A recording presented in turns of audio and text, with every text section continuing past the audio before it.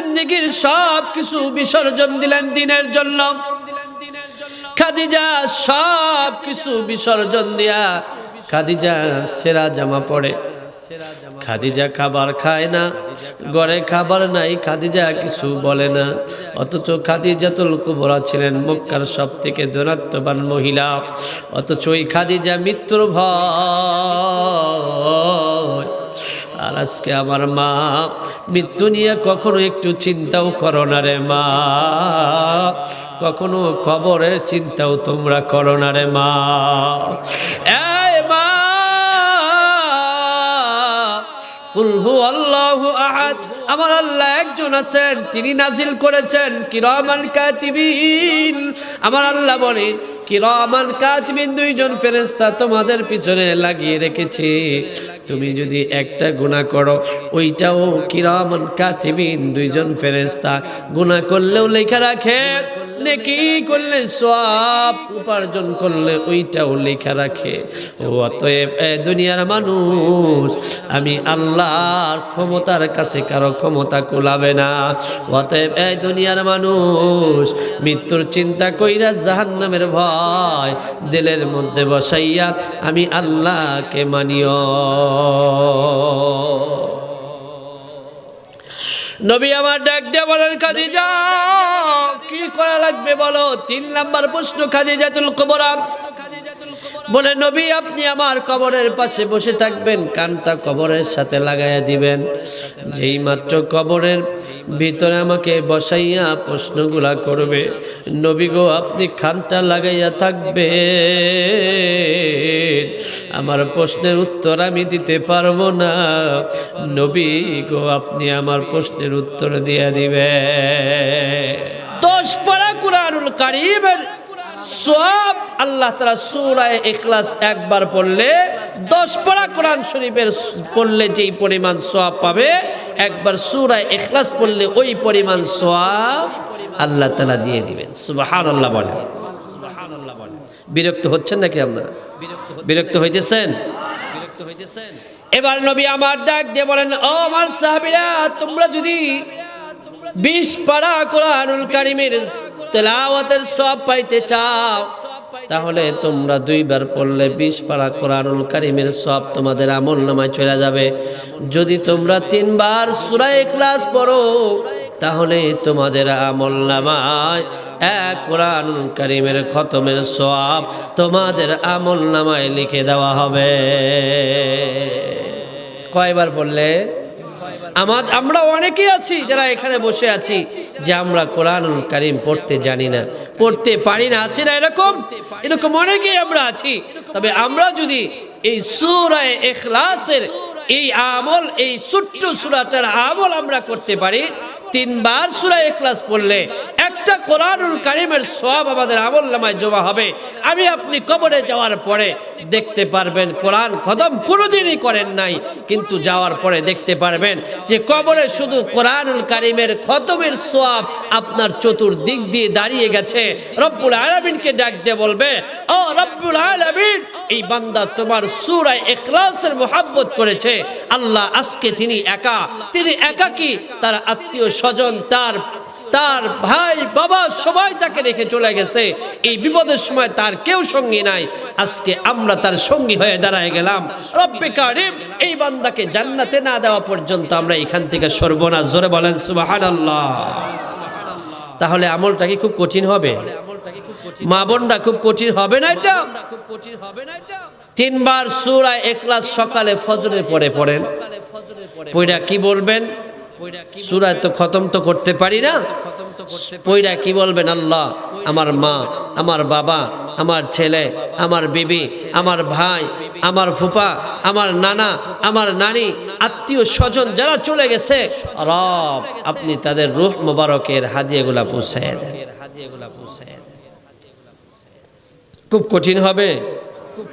আপনি যে এই যে বললেন, আর এই মাদ্রাসার আলেমদেরকে নিয়ে বা মাদ্রাসার ছাত্রদেরকে নিয়ে আপনার বাড়িতে যদি 50টা খতমও দেওয়ান, তারপরেও আপনার এই সূরা ইখলাস নিজে পড়ে যে দোয়া করেছেন, এটার যেই ফায়দা হবে 50 বার পড়াইলেও ওই ফায়দা হবে না। ওই ফায়দা হবে না। মুসলমান আজকে তো আমরা কোরআনকে এমন একটা পর্যায়ে নিয়ে গেছি যে কোরআন এখন পড়ার জন্য না, কোরআন এখন মৃত ব্যক্তি মারা যাওয়ার পরে তেলাওয়াতের জন্য।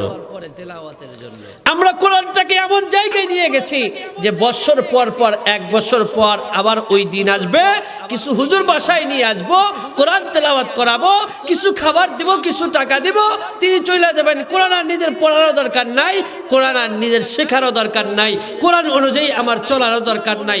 এমন একটা পর্যায়ে আমাদের চলে আসছে, কথা বলেন ঠিক কিনা? কিন্তু কোরআন কি মৃত ব্যক্তির জন্য শুধু তেলাওয়াতের জন্য নাজিল হয়েছে, না মুসলমানকে কোরআন দ্বারা জীবনটাকে সাজানোর জন্য নাজিল হয়েছে? কোরআনকে মুসলমানদের জীবনটাকে সাজানোর জন্য নাজিল হয়েছে। শুধু মৃত ব্যক্তির পাশে গিয়ে পড়ে যায় পয়সা পয়সা পড়ার জন্য কোরআন নাজিল হয়নি। ও মুসলমান আল্লাহর গোলাম, এই জন্য বাবা, যাদের চুল পেকে গেছে, দাড়ি পেকে গেছে, আম্মা জান যারা বৃদ্ধ হয়ে গেছেন, আপনাদের পায়ে দইরা বলি, ও আব্বা, ও মা, একটাবার একটু চোখটা বন্ধ করিয়া দেখেন, চোখটা বন্ধ করেন, দেখেন না আপনার পাশে কে বসে আছে, দেখা যায় কি? চোখ বন্ধ করেন, দেখা যায় আপনার পাশে কে আছে? দেখা যায় না। আম্মা জান খাদিজাতুল কুবরা রাদিয়াল্লাহু তাআলা আনহা, তিনি মুরাকাবা করতেছিলেন, কবরের মুরাকাবা। এমন সময় খাদিজাতুল কুবরা রাদিয়াল্লাহু তাআলা আনহা কবরের মুরাকাবা কইরা কাঁদতেছেন, কান্না বন্ধ হয় না। ফাতেমাতুজ জাহরা আসছেন, আম্মা কেন কান্দেন, কেন কান্দেন? আম্মা কি মনে কইরা আপনি কান্দেন?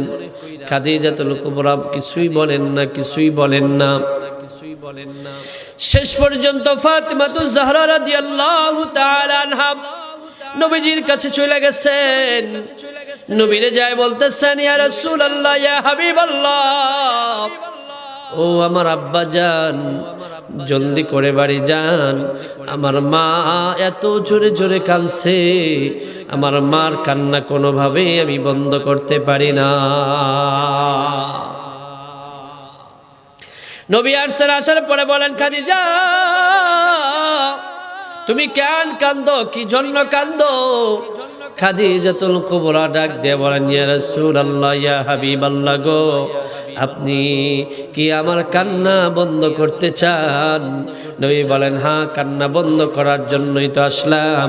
নবীকে খাদিজাতুল কুবরা ডাক দিয়ে বলেন, ইয়া রাসূলুল্লাহ, ইয়া হাবিবাল্লাহ, তিনটা কাজের যদি ওয়াদা করেন তাহলে আমি খাদিজার কান্না বন্ধ হবে, আর এই তিনটা কাজের ওয়াদা যদি না করেন তাহলে আমি খাদিজার কান্না বন্ধ হবে না। নবী আমার ডাক দিয়ে বলে, বিবি খাদিজা, কি ওয়াদা করব আজ থেকে? তোমার সাথে দীর্ঘদিনের সংসার, তুমি ছিলা মক্কার সব থেকে ধনাঢ্য মহিলা, সব কিছু দিনের জন্য দিয়া দিলা, সব কিছু আমি রসুলের জন্য দিয়া দিলা, বিনিময়ে কোনদিন একটা কাপড় পর্যন্ত আমার কাছে চাইলা না।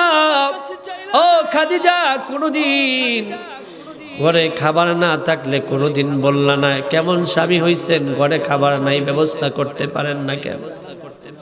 খাদিজা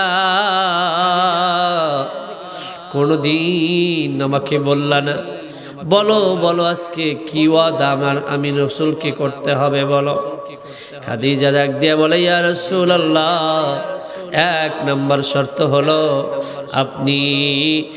আমি যখন মারা যাব গো নবী, আপনি সর্বপ্রথম আপনি একটা ওয়াদা দেন, আমি খাদিজার জানাজা আপনি নিজে করবেন। সুবহানাল্লাহ বলেন।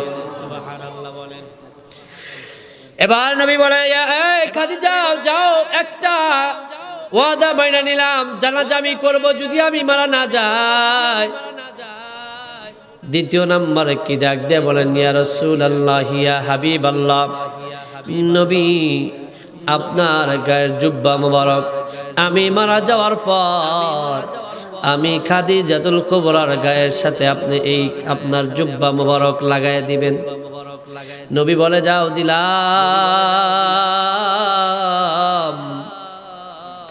তৃতীয় কি ওয়াদা বলো? খাদিজাতুল কুবরা ডাক দিয়ে বলেন নবী গো, কবর বড় ভয়ঙ্কর জায়গা। নবী গো, কবর বড় ভয়ঙ্কর জায়গা। মানুষ বাঁশ দিয়া তালাই দিয়া মাটি দিবে, অন্ধকার হয়ে যাবে স্বামী। এরপরে দুইজন ফেরেশতা আসবে, টাইনা উঠাবে, বসাবে, ডাক দিয়ে বলবেন তোমার মালিককে, তোমার দিন কি ছিল, তোমার নবীকে।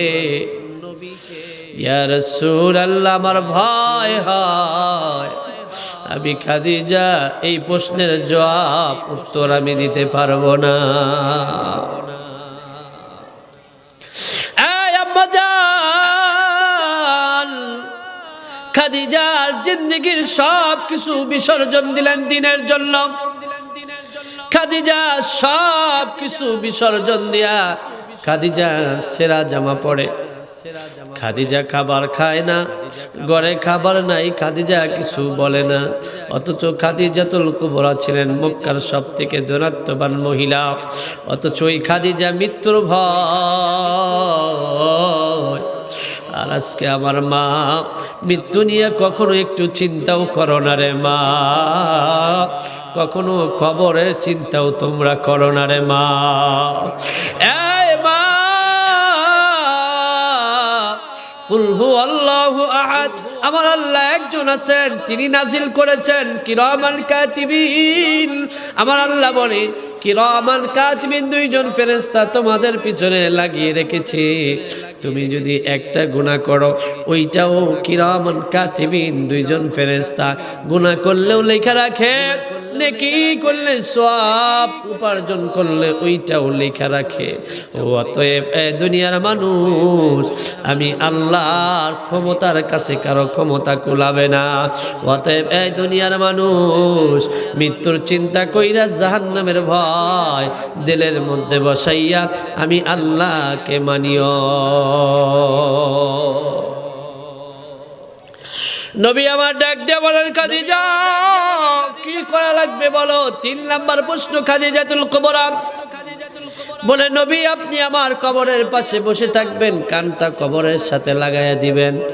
যেই মাত্র কবরের ভিতরে আমাকে বসাইয়া প্রশ্নগুলা করবে, নবী গো আপনি কানটা লাগাইয়া থাকবেন, আমার প্রশ্নের উত্তর আমি দিতে পারবো না। নবী গো আপনি আমার প্রশ্নের উত্তর দিয়ে দিবেন।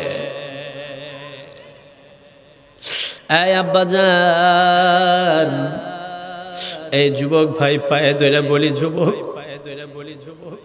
আরে যুবক তোমার পায়ে ধরে বলি, যুবতী পায়ে ধরে বলি, যুবতী বল।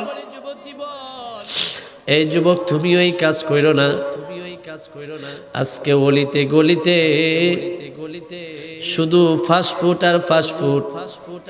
এখানে কারা যায় কারা বসে? আপনার আমার মেয়ে, আপনার আমার ছেলেরা বসে। কতজনে বাড়ি থেকে বের হয়েছে আর কোনোদিন বাড়ি ফিরে নাই। কোথায় জানাজা হয়েছে কি হয় নাই, দাফন হয়েছে কি হয় নাই, কেউ জানে না। এমন হয় কি হয় না? এমনও তো আবার আপনারও হয়ে যাইতে পারে। এই যুবকেরা,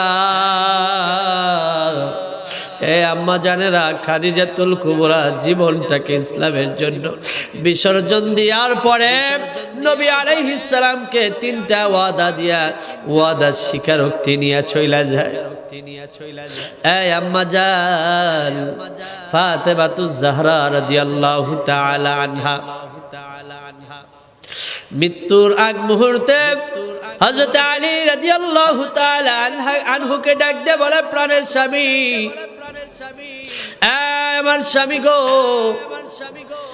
আমি মনে হয় আর বেশি দিন বাঁচব না, আমি মনে হয় চলে যাব। হযরত আলী বলেন, ফাতেমা তুমি কি বলো? বলে হ্যাঁ আমি চলে যাব। কেমনে বুঝলা? বলে এমনি বুঝলাম, আমি স্বপ্ন দেখি আমার আব্বাজান সরকারে দো আলম নবী মুহাম্মদুর রাসূলুল্লাহ সাল্লাল্লাহু আলাইহি ওয়াসাল্লাম বলতেছেন, এই ফাতেমা আজকে তুমি সেহরি খাও, ইফতার করো। এই ফাতেমা সেহরি খাও, ইফতার করো, সেহরি খাও, আমার কাছে এসে ইফতার করবা। আমার নবী স্বপ্নে দেখাইছেন, অতএব আজকে আমি রোজা রেখেছি, আমার মনে হয় ইফতারটা আমার বাবার কাছে গিয়েই করা লাগবে। সুবহানাল্লাহ বলেন। চলবে কিছুক্ষণ? ফাতেমাতুজ জাহরা রাদিয়াল্লাহু তাআলা আনহা বলেন, স্বামী আমার চলে যাব। আব্বাজান স্বপ্নে বলছেন সেহরি খাওয়ার জন্য, ইফতার করতে বলছেন আমার আব্বাজানের কাছে। অতএব আজকে আমি মনে হয় দুনিয়ার থেকে চলে যাব। ও প্রাণের স্বামী, আপনার কাছে কিছু আবদার আছে। আলী বলেন, কি আবদার? আলীও চোখের পানি ধরে রাখতে পারে না, কারণ ফাতেমা তো এমন একজন নারী যিনি হবেন জান্নাতের মহিলাদের সরদারিনী, তিনার স্বপ্ন কখনো মিথ্যা হইতে পারে না।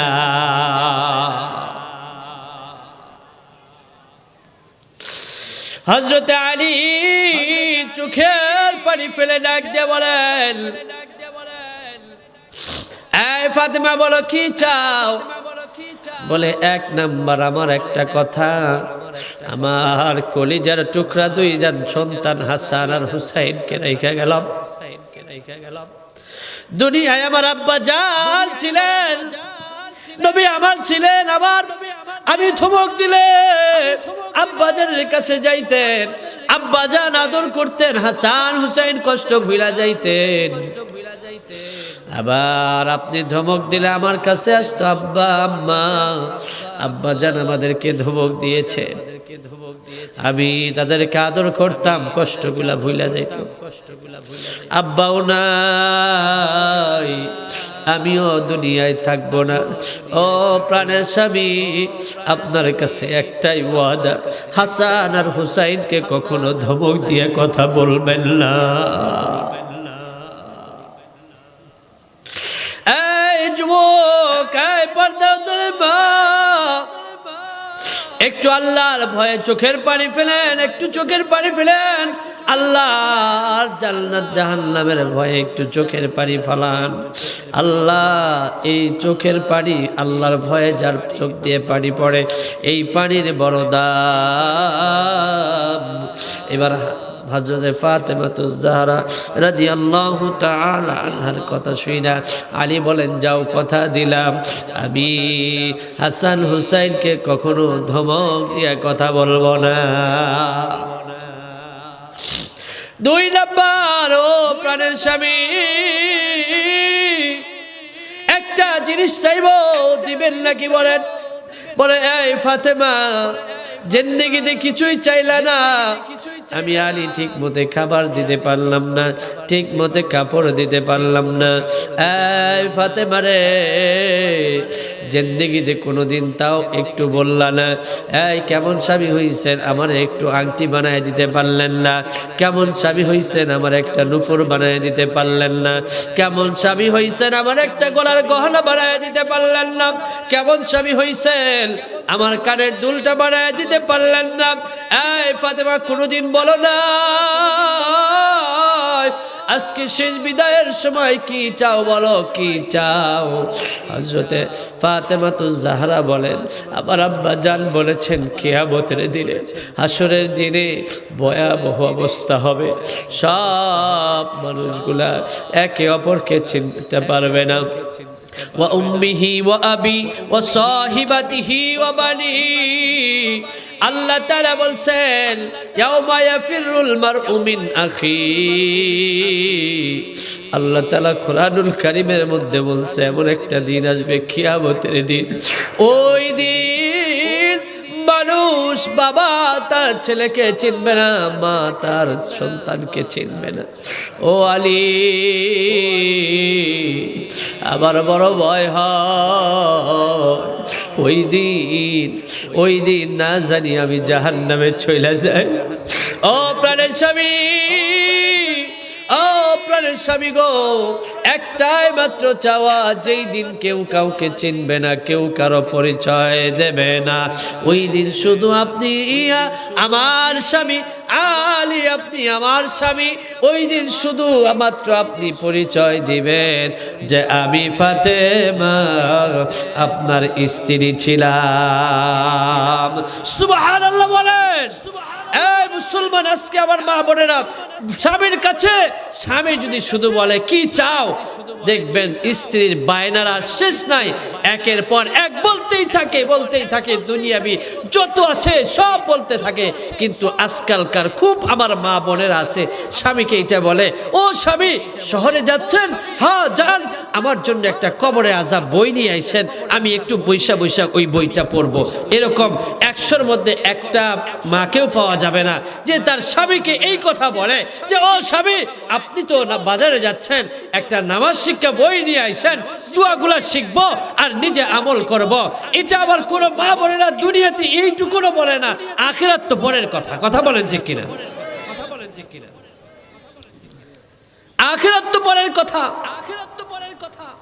যেইটা পড়লে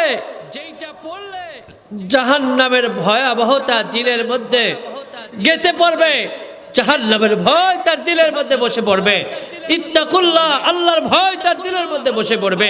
এই জাতীয় বই আমরাও যারা দায়িত্বশীল আছি আমরাও কখনো মনে করি না যে একটা এই ইসলামিক বই আমার বাড়িতে দেওয়া দরকার, আমার মেয়েকে পড়ানো দরকার, আমার ছেলেকে পড়ানো দরকার। এটা আমরাও মনে করি না, আমার ছেলে মেয়েরাও মনে করে না।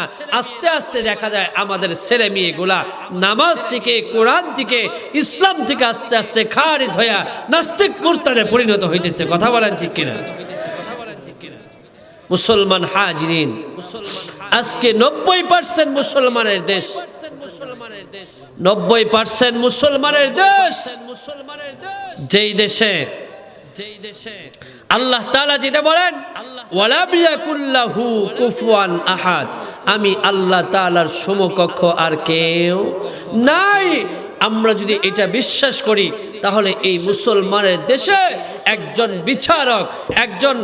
বিচারক সাইফুল ইসলামকে ইসকনের মতো হিন্দুত্ববাদের একটা সংগঠন, জঙ্গি সংগঠনের ইসকনের মতো একটা সংগঠন এই সাইফুল ইসলামকে জবাই করে হত্যা করতে যদি আমরা মুসলমান নবীজির প্রকৃতপক্ষে উম্মত হইতাম, তাহলে এই নাস্তিক্যবাদ, এই জঙ্গিবাদ সংগঠন ইসকন কখনোই আমার মুসলমানের গায়ের উপরে হাত তুলতে পর্যন্ত সাহস পেত না। কথা বলেন ঠিক কিনা? আজকে আমরা আছি কি নিয়ে? একজন আলেম আর একজনের আলেমের পিছনে লাইগা, একজন আসি আর একজনের পিছনে, আর একজন আসি আর একজনের পিছনে, এক একজনের পিছনে আছে, এক একজনের পিছনে পয়রা আসি।